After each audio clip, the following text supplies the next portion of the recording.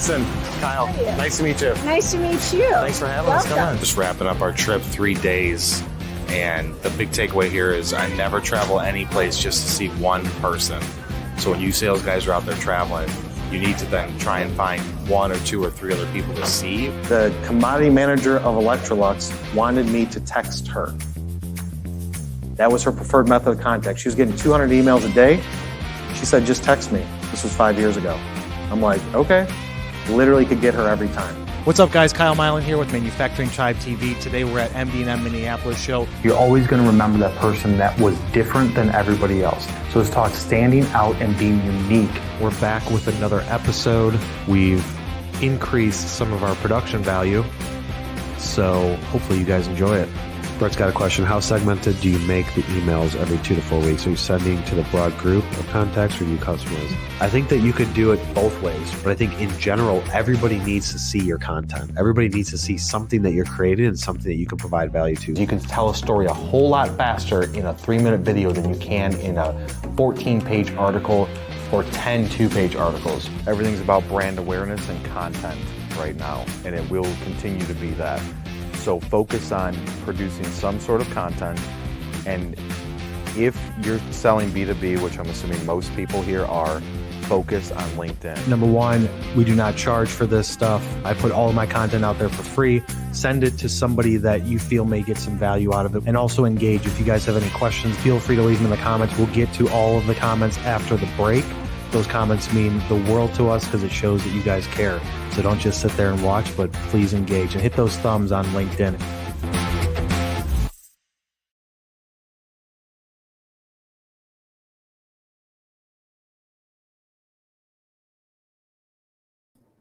What is up, guys? I'm Kyle Milan, and it is Monday.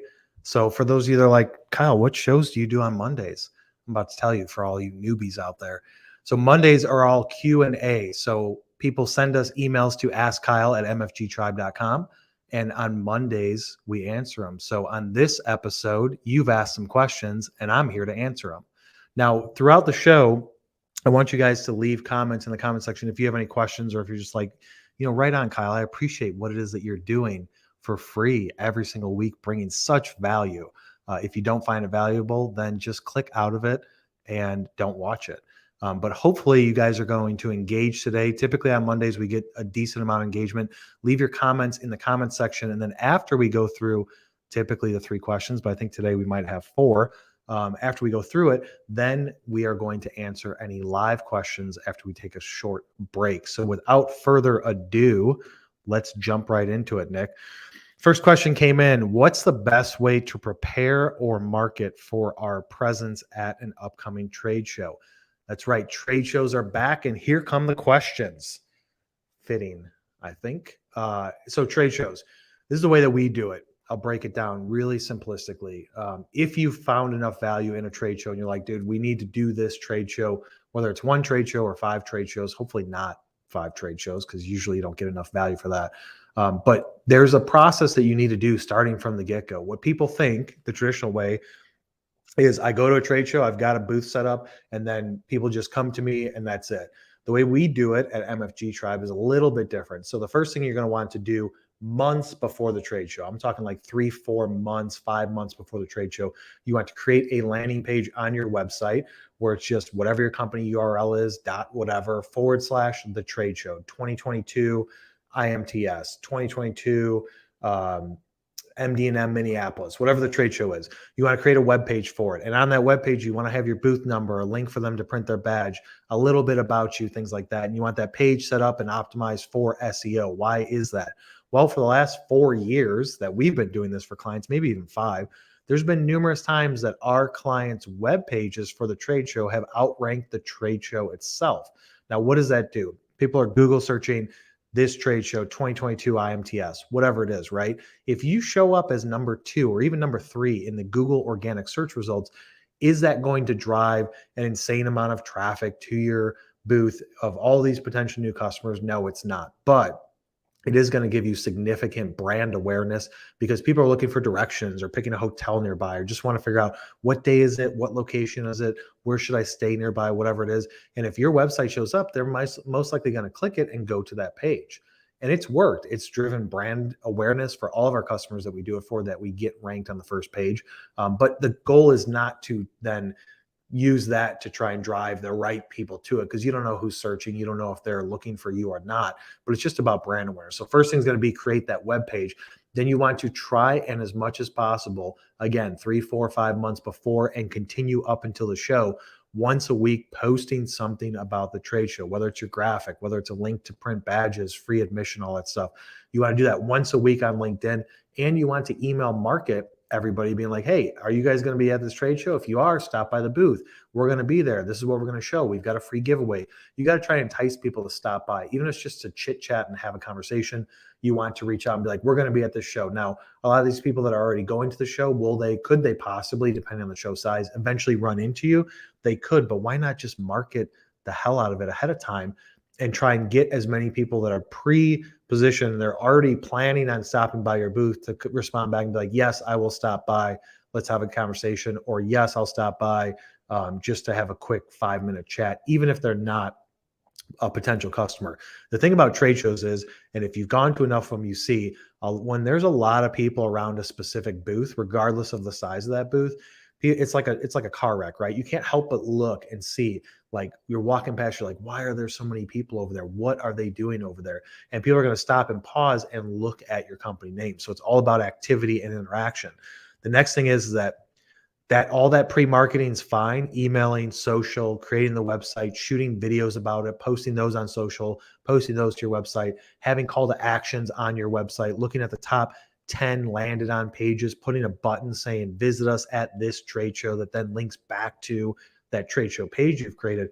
You could do all that from a marketing standpoint and get attention. But if you go past your booth at the trade show and your salespeople are sitting in the chair looking down at their phone like most salespeople do, which you know who you are doing it, you guys are just being lazy about it, then that's not going to work. Like, you can have as much attention as possible, but if your trade show salespeople suck and they're just sitting there waiting, I know it sucks, dude. I've gone to numerous trade shows where I've had booths at it, not at MFG Tribe, but when I was in industrial sales and technical sales, I've been in those shoes before. I've stood up literally for 8 hours a day. You don't want to sit down. You want to have some sort of stress ball or something that you could throw to people, something playful. Stand in the aisle away, work that booth for 2 days or 5 days, whatever it is.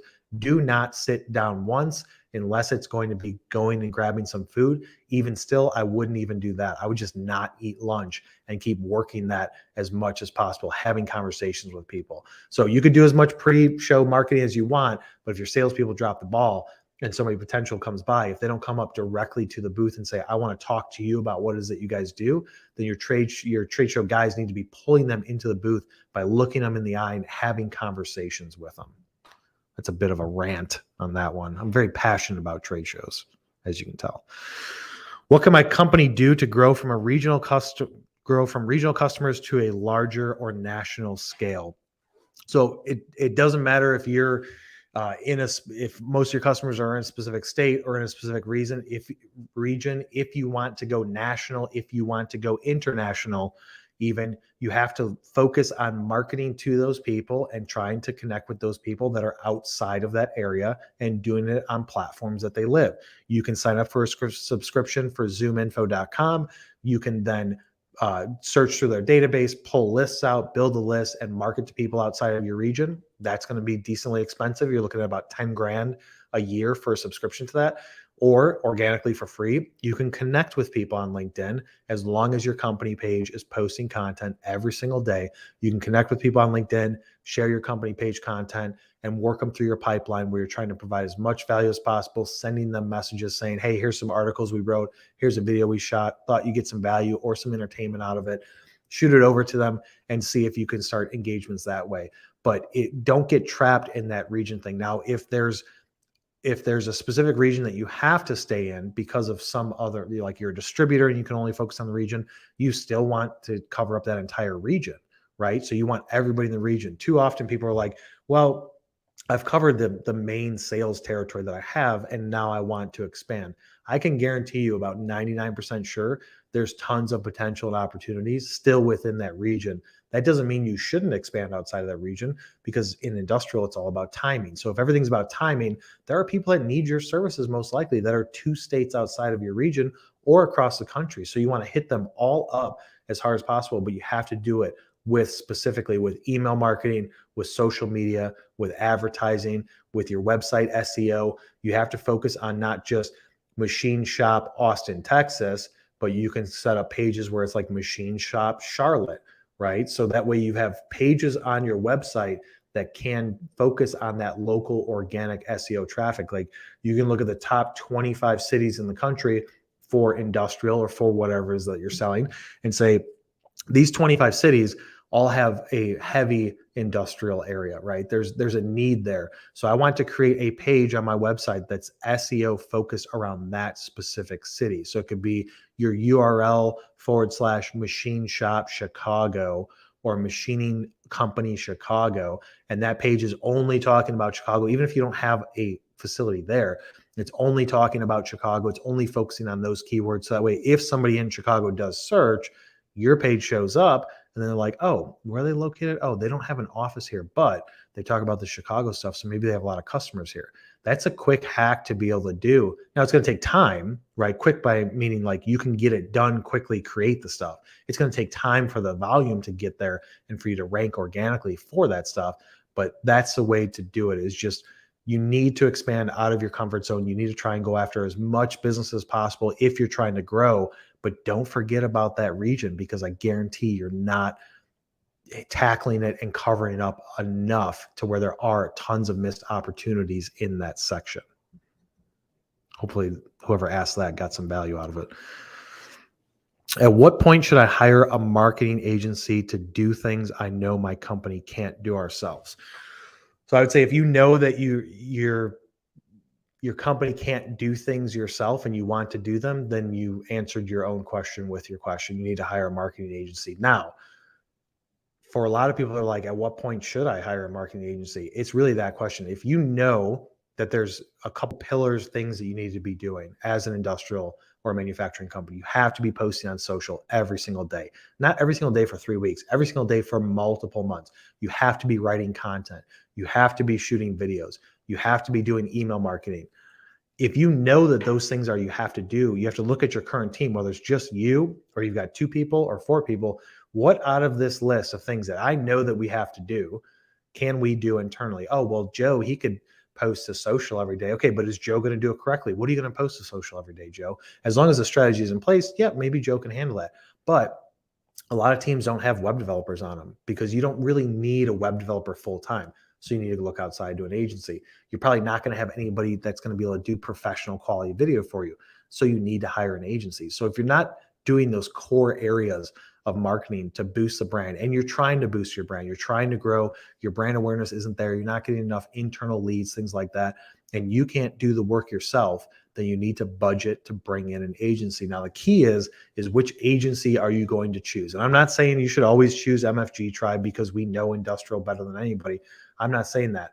What I'm saying is a lot of times you find a local agency that says, yeah, we've worked with some manufacturing companies before. Do you know how many times Greta has conversations with prospects? They're like, we've been using this agency for a year. They don't get it, what it is that we do. And we end up doing most of the work ourselves. Those conversations are on a weekly basis with prospects all over the country. And it's because they picked somebody that said, yeah, we could do manufacturing, but they don't really know industrial.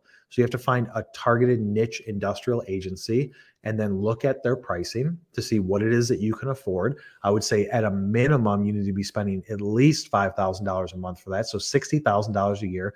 If you really want to move faster, you're looking at $100,000 to $120,000 a year every single year, not just for 1 year. You need to look at multiple year commitments and say, I'm going to spend this. You're my partner agency. You're going to do all this for me, because at the end of the day, for you to hire all of those different like strategic people that agency has, for you to hire a web developer, hire somebody to manage social, hire a graphics designer, hire all these people, you're going to be looking at hundreds of thousands of dollars a year of salary. Or you can just outsource it to an agency and spend 100, 120, maybe 150 if they're doing a lot of video stuff, but you can outsource it to them, let them take care of it. And maybe you say, all right, this piece we're going to bring back internal because we see what you guys have done. So we're going to take care of this moving forward because I've hired somebody. That's perfectly fine. But if you've reached the point where what you're currently doing isn't working and you know you need to cover these core areas of your marketing to push brand and get new revenue, then that's the point that you need to say, you know what, I need an agency. Any more? Or is that three? Is that three and we're done? Oh, next thing we got one more. We got 4 today. Special treat for everybody on the show. We got 4 questions, and make sure that you guys are leaving comments so we can answer any questions that you guys have that are live. All right, question. What's the cost difference between Google pay per click and LinkedIn pay per click? A lot of a cost difference. So this question we've gotten before a lot. So Google PPC, what you're probably used to is spending like $1 a click, $2 a click. Maybe on average, you're like $2.50 a click. And you're like, you know what? LinkedIn, I want to check out LinkedIn. LinkedIn's got advertising. What's that cost per click? That's an amazing question. It's a lot more. And here's the reason why.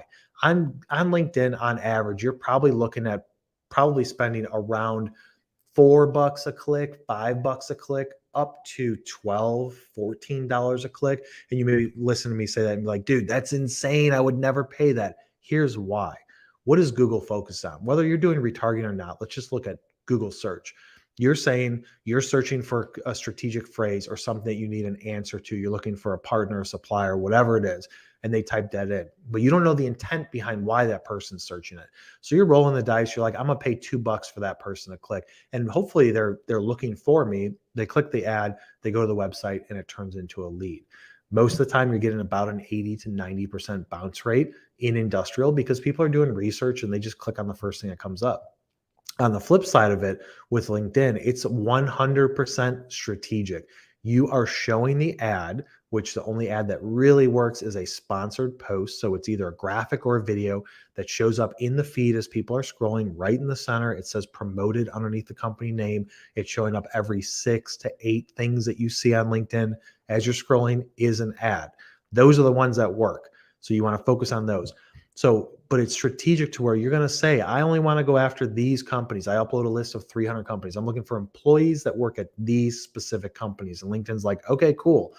And then you're like, but I really only want to see operations people at these companies. Okay, cool. Got that. But I'm really looking for managers at these companies. And you get so strategic and filtered down. And LinkedIn is the only place that has that information to be able to run ads to, with the exception of some place like Zoom Info, where you can get their contact information, but you can't directly advertise to them with that contact information. So on LinkedIn, you're building out your filters based on company, based on person, title, geographic location, all that stuff.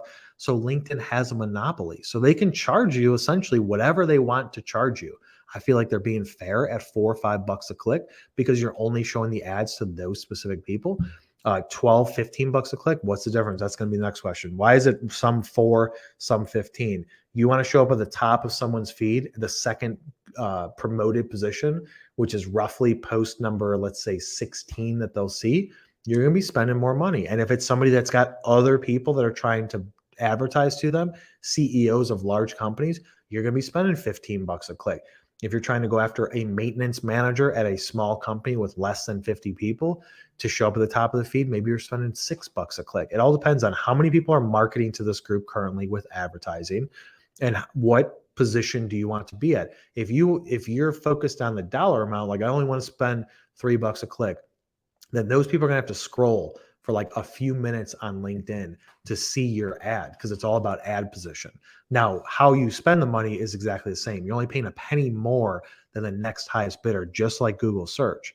But on Google search, you're waiting for them to search for you. On LinkedIn, you're putting it in front of them as a promoted piece of content. And as long as the creative matches the words and the landing page that you send them to matches the creative and who you're going after, this creative and this ad is relevant to them, then it's a win-win. Now you can either send them to your landing page, you can send them to your website, you can have them download something, you could do a lead form on it to where they click the ad and they just punch in their information and then you get notified that you've got a new lead that wants more information about whatever it is that you're selling. The execution of it at that granular level, it can be different based on the purpose of the ad, but you're going to spend 2 to 3 times as much, and you should plan on spending at least $1,000 to $1,500 a month on your clicks to be able to find enough value out of LinkedIn. Can you get it done for cheaper? Possibly. But over the last 5 years that we've been doing it for agencies and those stuff we've been doing for ourselves over the years, I've always found like 1,500 is kind of that threshold on a monthly basis to really start to see things get going. So hopefully that answers that question. We're going to take a quick break. We'll be back in 90 seconds to answer anything live that comes through.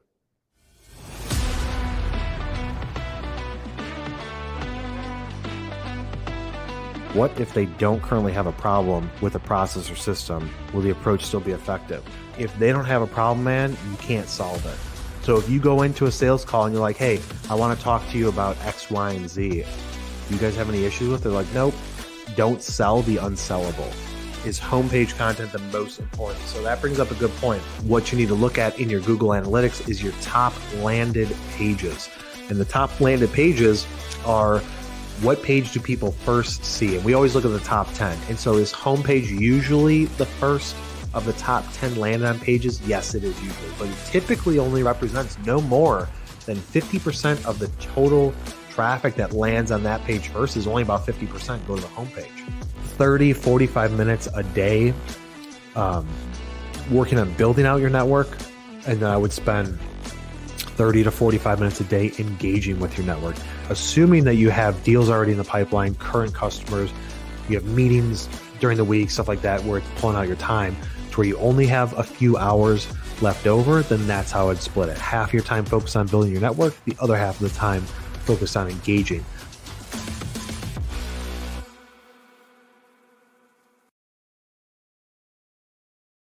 All right, and we are back after that short break, and you guys are quiet today. Maybe it's because it is the first Monday of the month, and you guys are busy executing on the strategy you have where you're like, dude, tomorrow, the month of May, I'm going to get my shit together and I'm going to crush it. And so I don't have time to be watching those live videos, and I'm going to watch it on replay, or I'm going to go to Kyle's YouTube channel and subscribe and watch it later.